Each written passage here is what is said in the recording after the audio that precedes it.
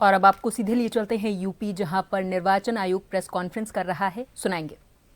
देखते हुए 15 दिन का अतिरिक्त समय हमने मांगा था भारत निर्वाचन आयोग से उत्तर प्रदेश के लिए, जो मिला, और गणना चरण फिर 11 दिसंबर की बजाय 26 दिसंबर तक हमारा चला। 26 दिसंबर को गणना चरण समाप्त हो गया। इससे संबंधित सारी फील्ड की कार्रवाइयां समाप्त हो गई थी और हमारा 31 दिसंबर को वोटर लिस्ट प्रकाशन की तिथि थी। लेकिन साथ ही साथ इस जो हमारा फील्ड में जो वर्क चल रहा था, इसके साथ ही साथ भारत निर्वाचन आयोग के निर्देश थे कि अगले जो भी इलेक्शन होंगे उसमें एक पोलिंग स्टेशन पर, एक मध्य स्थल पर 1200 से अधिक वोटर नहीं रहेंगे।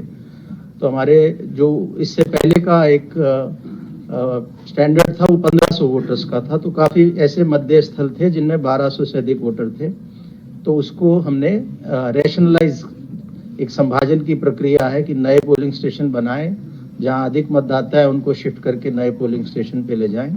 इस प्रक्रिया में 15,030 नए मध्य स्थल उत्तर प्रदेश में बने और ये अनुमति 23 दिसंबर को हमें प्राप्त हुई भारत निर्वाचन आयोग से। तो उसमें लगभग 7-8 दिन उसमें सर्वर पे ये शिफ्टिंग का काम, नए सेक्शन, नए पोलिंग स्टेशन बनाने का लगता है। इसलिए हमने 6 दिन का अतिरिक्त समय भारत निर्वाचन आयोग से मांगा और इसलिए आज 6 जनवरी को हम लोग इस ड्राफ्ट इलेक्ट्रॉन रोल को हमने पब्लिश किया है।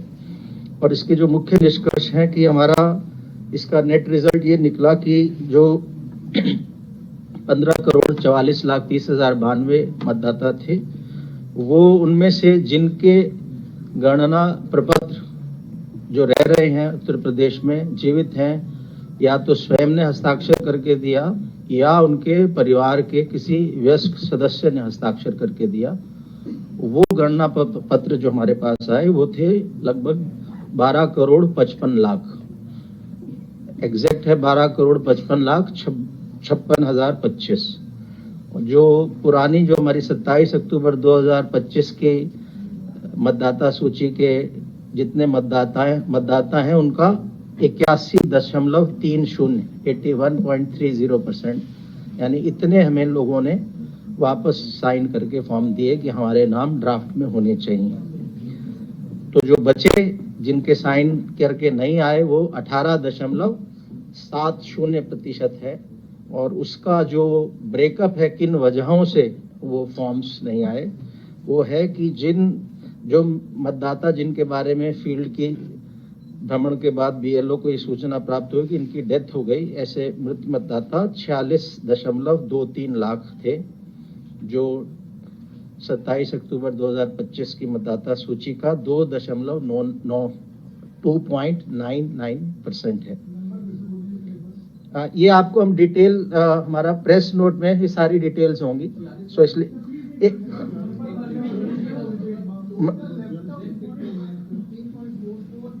एक मिनट, हम क्वेश्चन बाद में लेंगे, थोड़ा मैं कोशिश कर रहा हूँ आपको साफ। सो मृतक मतदाता 46.23 लाख, 46.23 लाख, और परसेंटेज के टर्म्स में 2.99% या 2.99%। स्थानांतरित मतदाता जो अपने निवास स्थान से कहीं और शिफ्ट कर गए, वो घर छोड़ दिया जहां उन्होंने वोटर लिस्ट में जब अपना नाम दर्ज कराया था, जिस घर में थे, स्थायी रूप से स्थानांतरित हो गए, या वो लापता या अनुपस्थित रहे, या उनको फील्ड में बीएलओ को मिले नहीं, ऐसे 2.17 करोड़ मतदाता हैं, 2.17 करोड़। और अगर प्रतिशत में कहें तो 14.06, 14.06%। और तीसरी श्रेणी है जो मतदाता सूची में एक से अधिक स्थानों पर पंजीकृत पाए गए, ऐसे 25.47 लाख, 25.47 लाख वोटर्स थे, जो 1.65% है। सो कुल मिलाकर जो अनकलेक्टेबल था, जिनका नाम ड्राफ्ट वोटर लिस्ट में नहीं आया, वो 2.89 करोड़ या 18.70%, 18.70% है। सो फाइनल हमारी जो आज फाइनल मतलब आज जो ड्राफ्ट वोटर लिस्ट हो रही है पब्लिश, उसमें 12,55,56,025 मतदाता हैं। और इसमें हमारे सभी 75 जनपदों के जिला निर्वाचन अधिकारियों, 403 हमारी विधानसभाएं उनके निर्वाचक रजिस्ट्रीकरण अधिकारियों, 2042 सहायक निर्वाचक रजिस्ट्रीकरण अधिकारियों और हमारे 1,62,486 बूथ जो थे संभाजन से पूर्व, उतने बूथ लेवल अधिकारियों ने वॉलंटियर्स के साथ इस काम को अंजाम दिया। तो बहुत बड़ी संख्या में ये जो हमारे पास मतदाताओं से संपर्क करके हम लोग एन्यूमरेशन फॉर्म्स को, साइंड एनेशन फॉर्म्स को कलेक्ट कर पाए।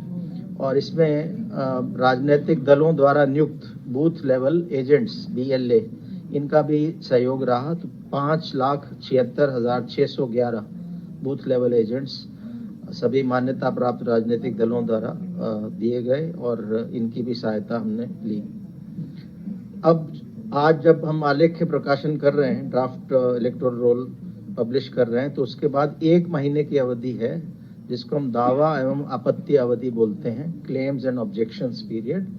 ये 6 जनवरी से, आज से दावा आपत्ति लोग दे सकते हैं।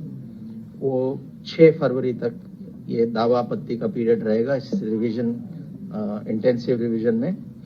और साथ ही साथ 6 जनवरी से नोटिस चरण भी शुरू हो रहा है। तो ऐसे मतदाता जिनका मैपिंग नहीं हुआ था